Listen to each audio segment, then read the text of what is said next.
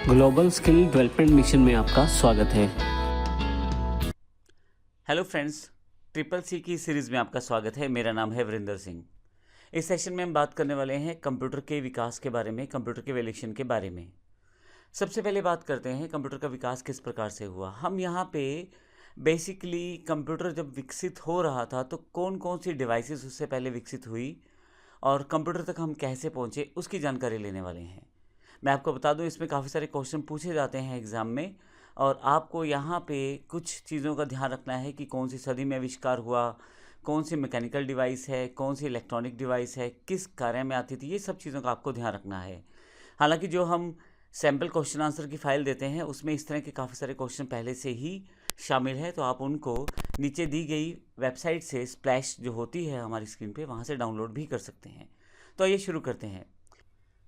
जो कंप्यूटर या लैपटॉप हम आज प्रयोग करते हैं वो आज की दिन नहीं है, उसके लिए काफ़ी सदियों से मेहनत की जा रही है और इसके लिए उसको स्टेप बाय स्टेप काफ़ी सारे चरणों में उसका अलग अलग रूप में आविष्कार हुआ, फिर उन चीज़ों को जोड़ा गया, फिर नई चीज़ें ऐड की गई। इस तरह से एक कंप्यूटर के रूप में आज जो डिवाइस हमारे पास है उसका हम प्रयोग कर पाते हैं।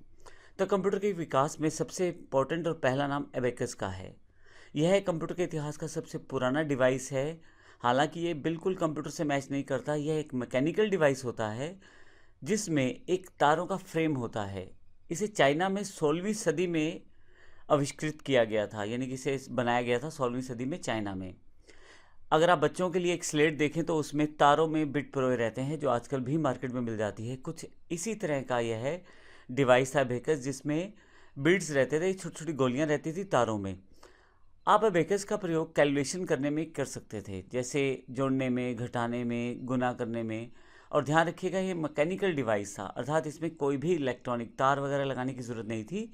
यह एक मैकेनिकल डिवाइस था जो आप नॉर्मल प्रयोग कर सकते थे बिना किसी बिजली के।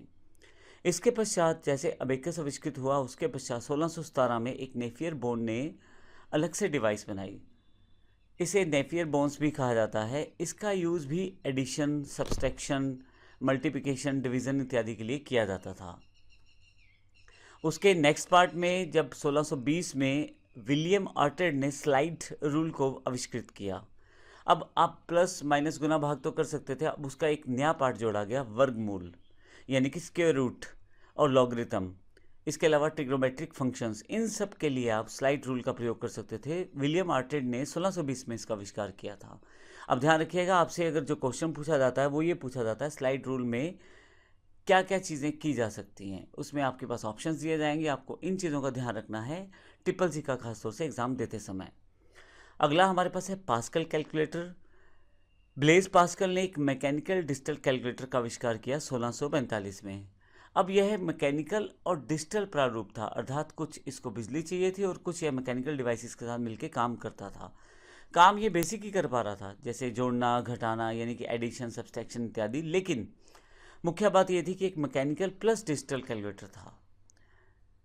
इसके पश्चात एक मैकेनिकल कैलकुलेटर लाइबनिज ने आविष्कृत किया 1671 में, जिसका यूज़ फिर से एडिशन, सब्सट्रैक्शन, मल्टीप्लिकेशन, डिवीज़न के लिए किया था। लेकिन कहीं ना कहीं थोड़ा सा फास्ट था ये, और काम करने की गति इसमें बढ़ गई थी और काउंटिंग इत्यादि आप बड़ी फास्ट कर सकते थे इसमें। नेक्स्ट जो पार्ट है, Charles Babbage. Charles Babbage computer के पिता कहे जाते हैं। मैं आपको ये भी बता दूं कि कई बार ये क्वेश्चन कई एग्ज़ाम्स में और कई जगह पूछा जाता है। चार्ल्स बेबेज ने 1822 में जो मशीन बनाई थी उसे डिफरेंस इंजन कहते थे। अब बेबेज का कंप्यूटर के विकास में बहुत बड़ा योगदान है, तभी इन्हें कंप्यूटर का पिता कहा जाता है। आप विभिन्न बीजगणितीय वलनों का मान 20 दशमलव तक आसानी से ज्ञात कर सकते हैं और वो बिल्कुल एक्यूरेट, अर्थात यह मशीन जो आपकी कैलकुलेशन करती है वो 20 डेसिमल्स प्लेसेस तक कर सकती है और बिल्कुल सही कर सकती है। और इसकी एक प्रॉब्लम ये थी कि उस वक्त ये मशीन जो थी भाप से चलती थी, अर्थात इस बड़ा इंफ्रा, एक बड़ा प्रोसेस और एक भाप, यानी कि इसको चलाने के लिए आपको स्टीम की आवश्यकता होती थी। लेकिन उन दिनों में नॉर्मल व्यक्ति तो इसका प्रयोग बिल्कुल नहीं कर सकता था, क्योंकि साइज़ भी बड़ा और उसके लिए रिक्वायरमेंट्स भी ज़्यादा। लेकिन फिर भी कमर्शियल एरियाज़ में इसका यूज़ होना शुरू हो गया, जैसे डिपार्टमेंट, पोस्टेज डिपार्टमेंट है या रेलवे डिपार्टमेंट है, बीमा डिपार्टमेंट है, इन कमर्शियल एरियाज़ में इसका प्रयोग करना शुरू किया गया। इसके पश्चात एनालिटिकल इंजन का आविष्कार हुआ। चार्ल्स बेबेज ने यह मशीन तैयार की। में अब इनपुट आउटपुट स्टोरेज भी अवेलेबल थी, कंट्रोल भी था। इन सबको मिला के एक मशीन आविष्कृत की गई जो ये कह सकते हैं कि आज के कंप्यूटर का एक बेसिक टेम्पलेट कहा जा सकता है, एक रफ प्रोसेस कहा जा सकता है, जिसमें आप मैथमेटिकल कार्य कर सकते थे, बल्कि अपनी जो आउटपुट आई है उसको स्टोर भी कर सकते थे।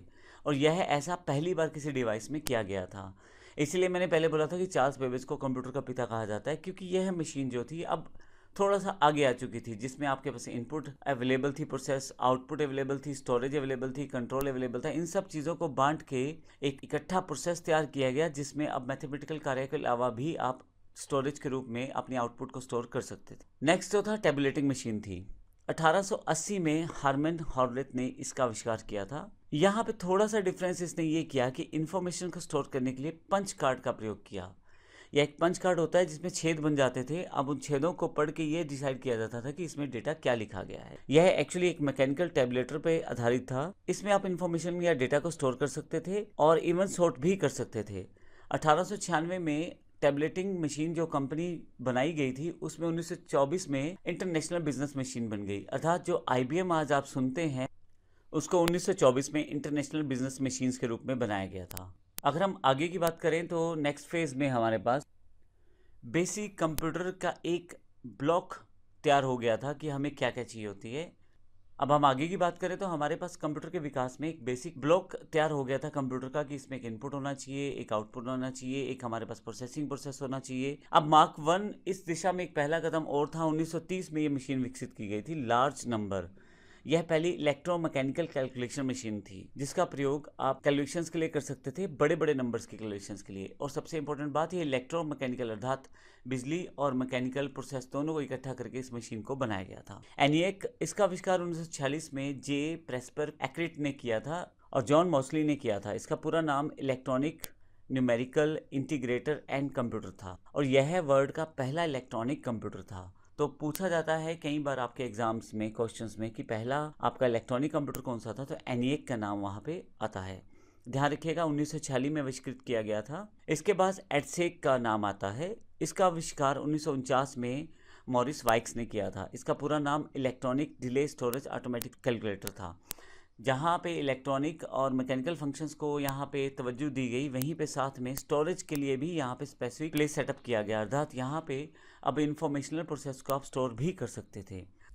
तो इसका अर्थ ये हुआ, जो कंप्यूटर हम आज की डेट में प्रयोग करते हैं वो काफ़ी सालों, काफ़ी सदियों, काफ़ी दशकों की मेहनत का आउटपुट है, जिसमें काफ़ी सारे इसमें फेसेस थे जिसको हमने इस पूरे कंप्यूटर के इवोल्यूशन या विकास में देखा है। तो अगले सेशन में हम बात करने वाले हैं कंप्यूटर की जनरेशन्स की। एग्जैक्टली कंप्यूटर का जो जनरेशन है वो कौन कौन सी आई, किस तरह से चली, इसके भी काफ़ी सारे क्वेश्चन एग्जाम से पूछे जाते हैं। नेक्स्ट स्टेप में हम इसको देखते हैं। धन्यवाद।